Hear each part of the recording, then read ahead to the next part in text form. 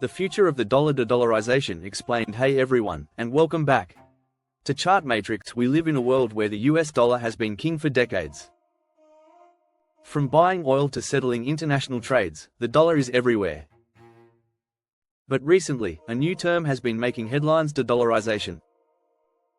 Quick montage of global currencies, trade ships, oil barrels, and then a question mark over a dollar bill.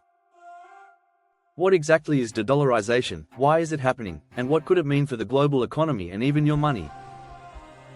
Let's break it down. The dollars reign the exorbitant privileged graphic of the world, with the US dollar symbol prominently placed, showing connections to various countries. For a long time, the US dollar has held a unique position. It's the world's primary reserve currency. This means countries around the globe hold large amounts of dollars as part of their foreign exchange reserves. Visual icons representing oil, global trade, safe haven, stable economy. Why is it so powerful? Oil trading. Most global commodities, especially oil, are priced and traded in dollars. Global trade. A huge percentage of international trade transactions are settled in dollars. Stability. The US economy has historically been seen as stable, and its financial markets are deep and liquid. Safe haven. In times of global crisis, investors and countries often rush to the dollar for safety. This unique status gives the US what is often called the exorbitant privilege, the power to print the world's money. Free. Defining de-dollarization. Animated graphic showing the dollar symbol shrinking slightly or sharing space with other currency symbols like yuan, euro, rupee. So, what is de-dollarization? Simply put, de-dollarization is the process of countries reducing their reliance on the US dollar for international trade, investments, and as a reserve currency.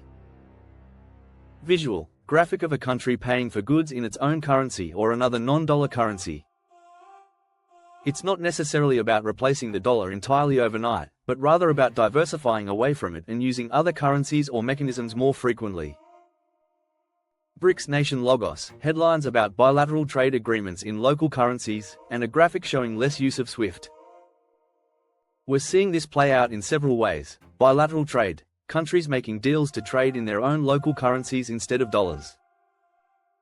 Increased use of other currencies, the Chinese yuan, the euro, and even gold are being explored as alternatives for international transactions. Digital currencies. Some countries are developing central bank digital currencies, CBDCs, as potential alternatives to bypass the traditional dollar-based system. The drivers of the shift. Reasons for de-dollarization. This shift isn't happening in a vacuum. There are several key drivers: geopolitical tensions, the sanctions risk. The US has used the dollar's dominance to impose financial sanctions on countries. This has shown other nations how vulnerable they are, prompting them to seek alternatives to avoid similar financial weapons. Icon of a sanction sign or a country being cut off financially. Rise of new economic powers. Countries like China, India, and the Brics nations have growing economies and want their currencies to play a larger, more commensurate role on the global stage. Map highlighting emerging economies. Diversification strategy. Countries want to diversify their currency exposure, reducing risk by not putting all their eggs into one currency basket. Pie chart showing currency reserves diversifying. Concerns about US debt and inflation. Some worry about the long-term stability of the dollar given the US's high national debt and recent inflationary pressures. Graph of rising US debt or inflation. What could de-dollarization mean for you? Text overlay. Potential impacts. If de-dollarization gains significant momentum, what could be the potential impacts? For the US, it could reduce the US's economic and political influence, potentially make borrowing more expensive for the government, and lead to a weaker dollar. For the global economy, it might lead to a more multipolar currency system, which could be more stable but also more complex for international trade.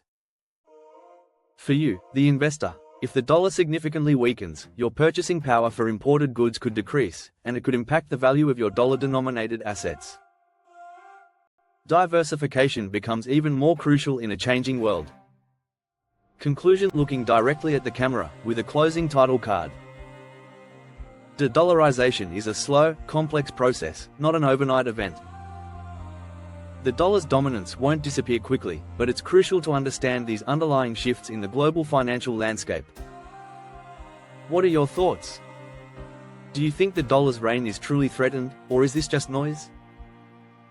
Let me know in the comments below.